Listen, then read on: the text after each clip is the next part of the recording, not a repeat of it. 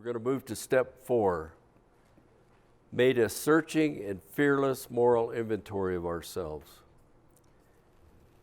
The first part of that is a resentment inventory, which made no sense to me at the beginning, but the definition of resentment, just so we're all clear, is that it's anger over an injury. That means if I'm injured, I'm angry, and I stay angry, that's resentment.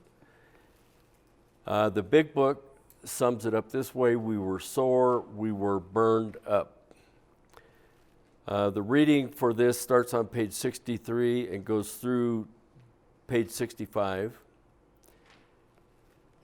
So Karen is going to read starting on page 63. Next, we launched out on a course of vigorous action, the first step of which is a personal house cleaning, which many of us had never attempted.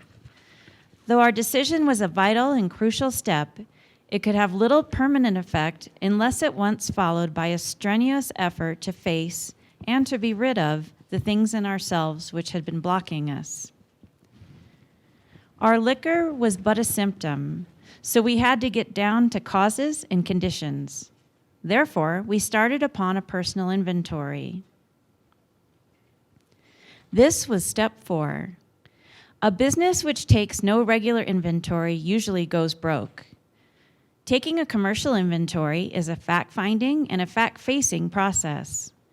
It is an effort to discover the truth about the stock in trade. One object is to disclose damaged or unsaleable goods, to get rid of them promptly and without regret.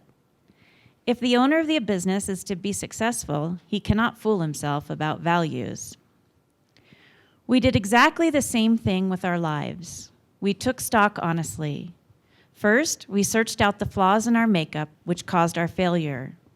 Being convinced that self, manifested in various ways, was what had defeated us, we considered its common manifestations. Resentment is the number one offender. It destroys more alcoholics than anything else. From it stem all forms of spiritual disease, for we have not only been mentally and physically ill, we have been spiritually sick. When the spiritual malady is overcome, we straighten out mentally and physically. In dealing with resentments, we set them on paper. We listed people, institutions, or principles with whom we were angry. We asked ourselves why we were angry. In most cases, it was found that our self-esteem, our pocketbooks, our ambitions, our personal relationships, including sex, were hurt or threatened. So we were sore. We were burned up. On our grudge list, we set opposite each name our injuries.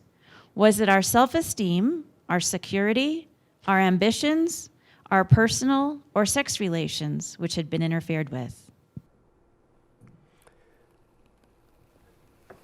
I heard somebody in an A&A group one time say that the resentment inventory, the first 3 columns of the resentment inventory in the 4th step, is taking the other person's inventory.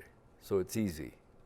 I look at people that I'm mad at. I look at people that have wronged me, and I make a list of them. Now, why am I doing this? I don't have the slightest idea at this point, but I know the book says this is what I do first, is I look at the people that I resent. So I've got this set up on our notebook. A good way to do this is like if you got a spiral notebook and you open it like this. On this side of the page, on this page, write down who you resent. And I think Pete has one we're going to put up here. A girl named Mindy, who was an ex-girlfriend of mine. Mindy. And what did Mindy do? What's the cause of this resentment? So after I broke up with Mindy, she went through family and friends almost systemically and spread a whole lot of really bad information about me. Okay, so she was, I'm going to just, well, what would be a good word to sum that up? I guess gossip, maybe JR is saying over here. Slander. Let's call it slander. I like that. Some of it was true, but that's okay. She wasn't necessarily wrong. It's just, okay. It was exaggerated quite a bit. Okay. All right, now, we're looking at this like, you know, the dashboard on your car? A light or a statement comes on there that tells you to stop the engine or check the oil or it's overheated or it's whatever. It comes up, and it's because there's a problem. Well, we're looking at resentment like that. The alcoholic is doing that too. We don't have lights behind our eyes that say, this person is injuring my self-esteem. We just are pissed off, and we're wondering why. We know that Mindy did this stuff. She was talking about us, slandering us, exaggerating the truth, slanting it her way, but we were being injured. We wouldn't have the resentment if we weren't feeling like we were being injured. Resentment is about realizing that we are being injured, or at least we think we're being injured. Let's at least go that far. So what was Mindy injuring? These are the 6 possibilities that are given us in the book that Karen just read. Self-esteem. Let's go back to our guidebook. Let's define self-esteem. It's on page 17. Self-esteem is self-worth, value, feeling respected, valued, significant. Emotional security is being cared for, feeling safe and loved. Financial security is material needs, money, shelter, food, feeling like I'll always have what I need. Personal relations, friends, family, coworkers. Sex relations, closeness, romance, reproduction. And ambitions, goals, hopes, plans for the future. Now, if somebody interferes with one of these areas, I have a resentment. It's how it works. That's how the psychology of it works. It's pretty simple. Bill Wilson, a New York stockbroker, figured out that if we have a resentment, there's a reason. We feel like we're being injured. So we might, if we just take a preliminary look at it, we might just think that person's being bad and I don't like it. But if we dig, we're going to find out that we're perceiving that we're being injured, and that's what this resentment is about. So what injury did you sustain with Mindy's slander? Did it bother your self-esteem? Yeah, absolutely. How is that, Pete?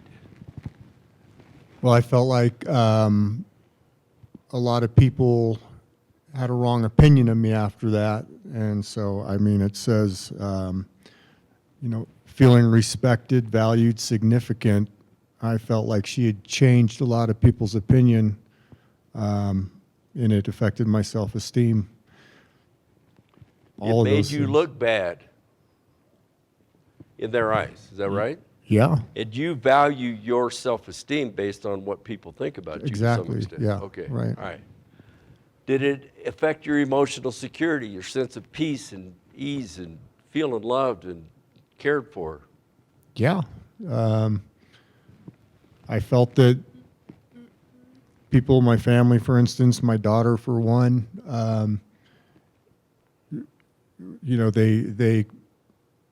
they thought I was less than what they believed I was. And so, like my daughter and I's relationship has been changed ever since. Now, that would be under personal relationships, your daughter. Oh, right, yeah. But this sense of emotional security is, feeling serene and cared for and safe in the universe that you live in. And when things are all in an upheaval, you don't have that. Right. Okay, what about your financial security? Did it have anything to do with that? Had a lot to do with that. At the time, this was during me drinking, and so I was relying on my family to pay my way. I wasn't able to make a living, and so I was worried that this information she was given to my mom, for instance, would make my mom cut me off, essentially. And that also is personal relations. Yeah. So Mindy's slander made you look bad to people, which you really don't like because your self-esteem is pretty wrapped up in that. It made you afraid that you might lose your financial support. Mm-hmm. And it definitely interfered with your daughter and your mother's relationship that you have. Lots of relationships, yep. And many others. Do I dare ask you about sex relations here? Yeah, you can ask. Well, yeah, she said a lot of pretty bad things to my current girlfriend about, you know. So your current girlfriend is also on this list of personal relations. Yeah. And there's some stuff going on here which we don't want to know any more detail Yeah. about that, okay? Probably All right, not. now, your ambitions for the future, this thing, this wrench that Mindy threw into the works with her slander. I don't know how to articulate that, really.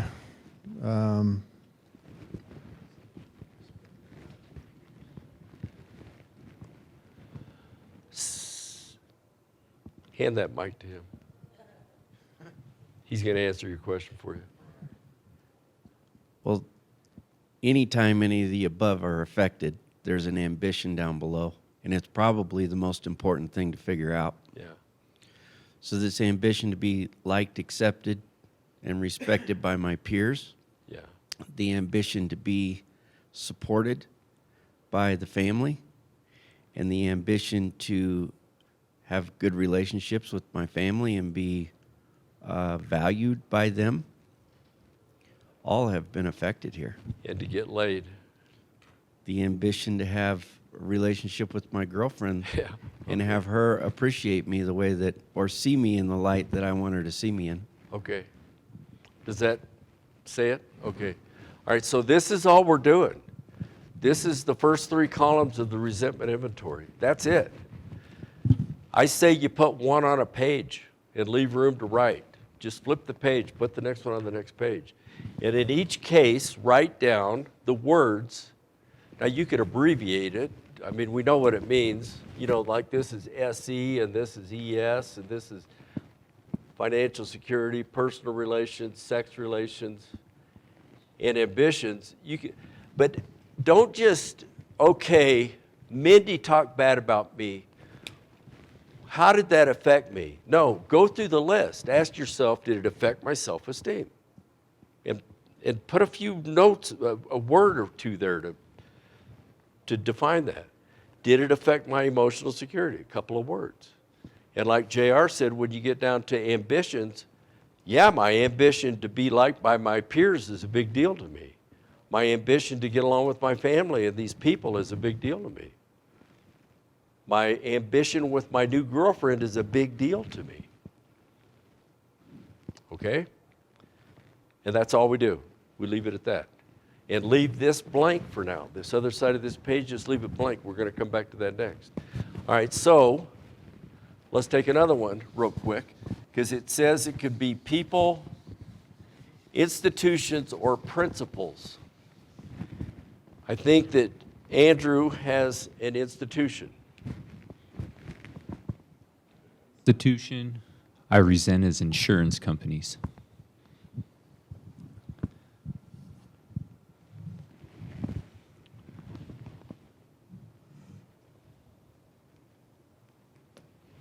Okay, why?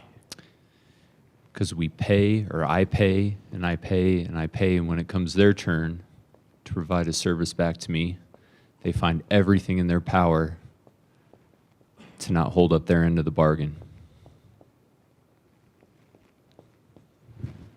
Okay, so I pay, and they deny.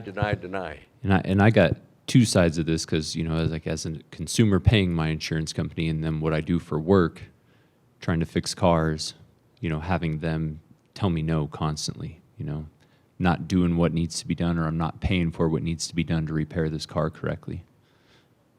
Okay. So you got good reasons for this. You see this going on and you don't like it. Daily life, Okay. Does this affect your self-esteem? definitely. How's that? So when I'm constantly getting told no by these insurance companies, it makes me question myself. What am I doing?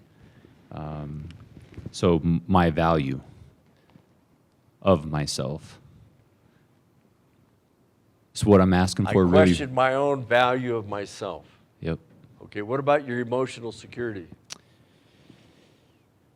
I would say yes, but under here, being cared for, safe, feeling loved.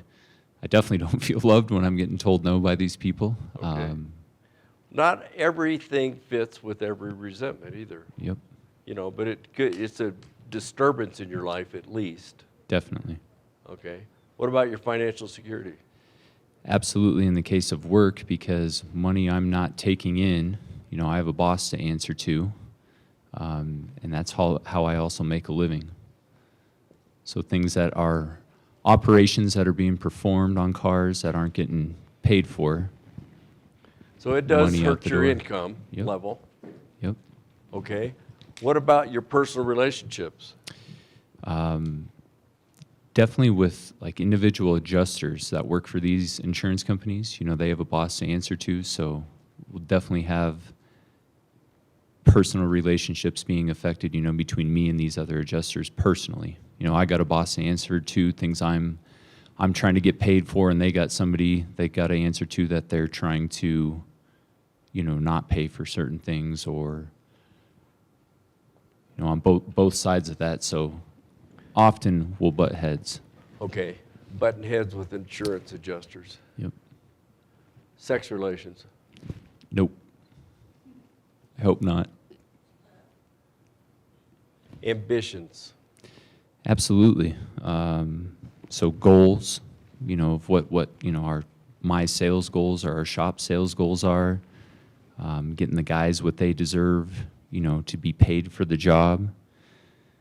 Hopes being treated fairly.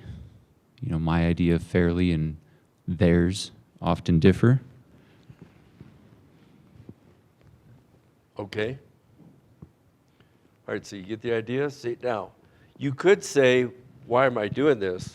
We don't have to know the answer to that necessarily yet, but you got to admit that even going this deep into trying to understand this resentment gives us a little more insight than we had before we started. And we're not done by a long shot, but it gets us headed in a direction we hadn't done before. I knew I was mad at Mindy, but I didn't realize that this is my self-esteem at stake here. And that makes me understand a little more why I'm mad. I knew that I am pissed off at these insurance companies, but I'm looking at some detail of why, okay? And like I was saying, the dash lights in your car alert you to a problem in the system. Well, the emotion of resentment alerts you to a problem in your system. My self-esteem is being interfered with. Red lights are going off in the form of resentment. What's a principle that can be interfered with?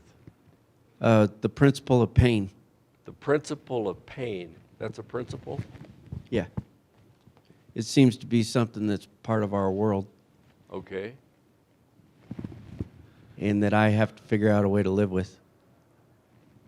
So, yeah, the cause of this resentment, why I don't like it, is I don't think that it's fair.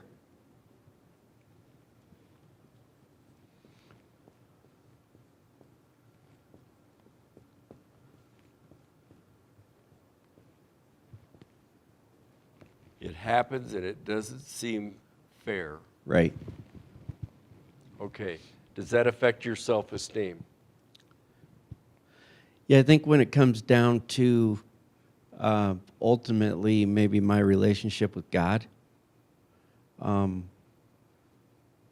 might not feel like I'm so important to God sometimes when I'm going through something painful. And that hurts my esteem. Like maybe God doesn't care about me like I thought maybe he did. He should. Okay, so self-esteem. Yeah. Feel like maybe I'm not very important to God, Yeah. that He allows us. Emotional security is huge here. Okay. It may be the whole thing. Okay, let's hear it. Well, I don't like pain.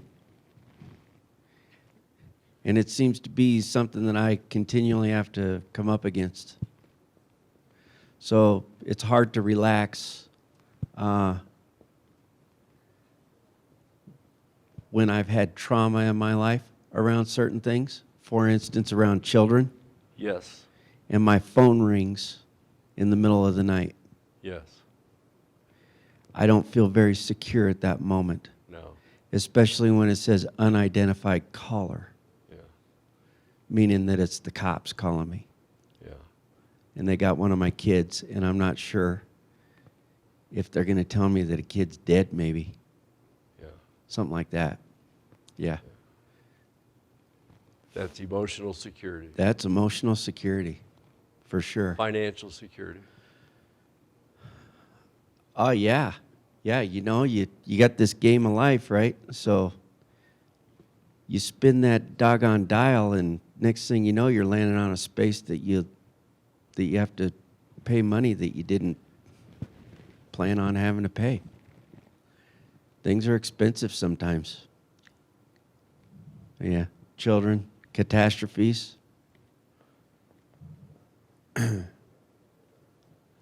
Unforeseen expenses. Yeah, those are painful.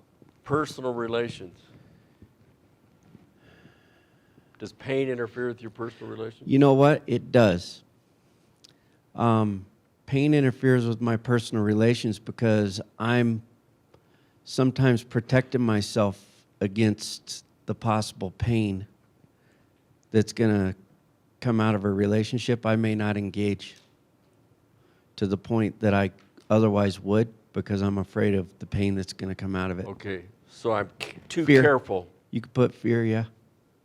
Too careful. And that certainly plays a part in my sex relations too. Okay, It doesn't make me, I'm not vulnerable necessarily in ways that I might otherwise be. okay, too careful. And ambitions? Well, you know, it seems to be, after I take a look at this, that maybe one of my main ambitions in life is to not have pain. So yeah, and I keep running up against it, so this is pretty aggravating. To be pain-free.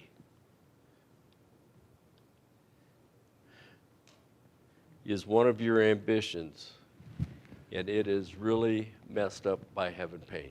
Okay. Yeah. All right, so that's the idea. Thank you. Okay, that was good, Andrew, Pete. Those were good ones. That's an example of each one. We went back through our lives. Nothing counted but thoroughness and honesty. Okay, so we went back through our lives. Nothing counted but thoroughness and honesty. This is the first three columns of the resentment inventory. We don't worry about what the rest of it is, the fourth column. We're going to get to that later. But we write down all of the resentments that we currently have, whether they're institutions, people, or principles. And we finish the first three columns on all of our resentments. One per page, I suggest, two maybe. And then we'll come back to it and do the fourth column. But you don't have to repeat yourself. If you have a very similar resentment, every time you end up in a situation in life, you get this same resentment. Generalize it a little bit. But if you have like 3 resentments on your whole list, you're wrong. You got more than that. If you got 300, you're being maybe a little too redundant, because that's the idea. Okay, so that's thoroughness and honesty. First 3 columns.